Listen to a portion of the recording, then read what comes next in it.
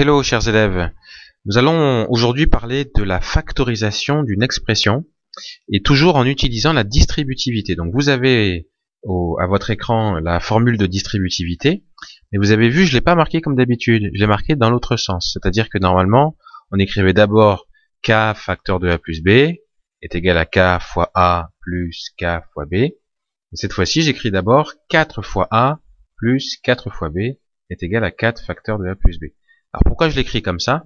Parce qu'en fait, dans ce sens-là, ou la formule, quand on l'écrit dans ce sens-là, en fait, elle signifie qu'on effectue une factorisation. Qu'est-ce que ça veut dire une factorisation? En fait, on est en train de transformer une somme. Là, vous voyez, il y a un plus. Donc en fait, il y a un gros bloc qu'on additionne à un autre gros bloc. Donc on a une somme. Et cette somme, on la transforme en quoi? Eh bien, en un produit. Là, vous voyez le fois n'est pas écrit, mais il est sous-entendu. Entre le K et puis la parenthèse, on peut très bien écrire 4 fois. Donc là, on a bien un produit. Donc quand on change comme ça, on passe d'une somme ou même d'une différence, c'est pareil s'il y avait un moins. Quand on passe donc d'une somme ou une différence à un produit, on dit qu'on fait une factorisation. Et vous verrez que la factorisation, c'est bien utile pour simplifier certains calculs. Alors on va essayer d'appliquer la formule de distributivité et donc de la factorisation dans les exemples que je vous ai mis à l'écran. Alors qu'est-ce qui joue le rôle de K? Alors vous remarquez que dans la formule, le K doit se retrouver ici et là. Donc il y a le même nombre qui doit se retrouver à la fois ici et là. Et bien dans notre exemple, quel est le nombre qui se retrouve à la fois ici et ici? Eh bien c'est le 8. Donc on peut dire que, eh bien d'après la formule, on sait tout est égal à K fois A plus B. Donc le 8, ça va être notre K. Notre A, ça va être quoi? Ben, le 3. Et notre B, ça va être le X.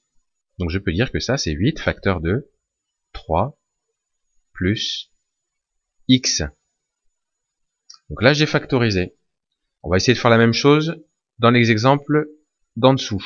Quel est le nombre qui se retrouve à la fois ici et là? Ben, c'est le 15. Donc on va dire que notre K, c'est le 15. Notre A, donc du coup, ben, c'est le 9. Et puis notre B, c'est le X. Donc du coup, en appliquant la formule, ça me donne 15 facteur de 9. Attention, quel signe je vais mettre? Là, j'ai un moins. Donc je mets le moins aussi ici, moins X.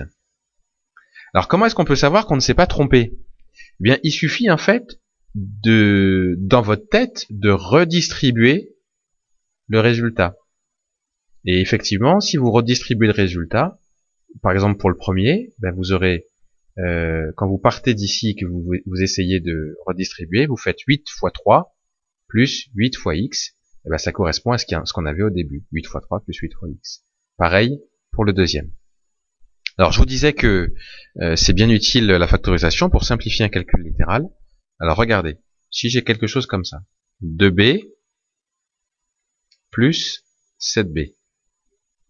Alors, rappelez-vous, entre 2 et b, il n'y a pas de fois, mais il est sous-entendu, puisque c'est une lettre et un nombre. Donc ça, je peux très bien l'écrire, 2 fois b plus 7 fois b. Et là, on peut factoriser. Pour factoriser, il faut savoir quel est le nombre ou la lettre qui se retrouve à la fois ici et là.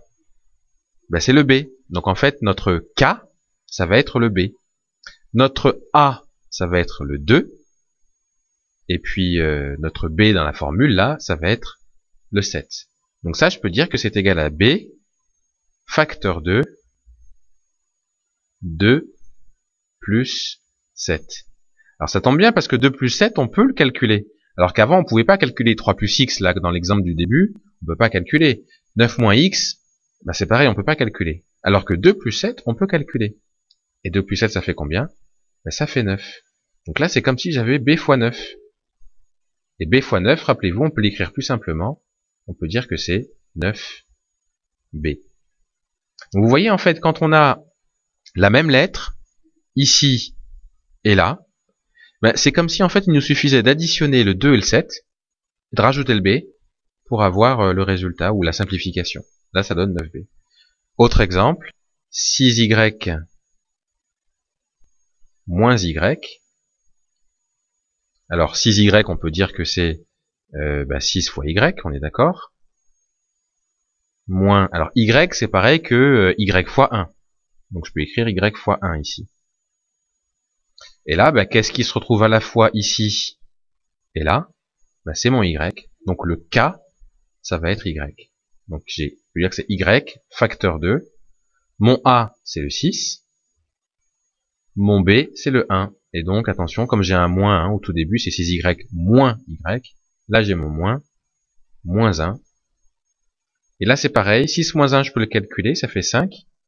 Donc, ben, si j'utilise la même idée que tout à l'heure, ça me donnera donc 5y. D'accord? Donc, 6y moins y, c'est égal à 5y. Voilà comment on peut utiliser la factorisation pour simplifier des expressions.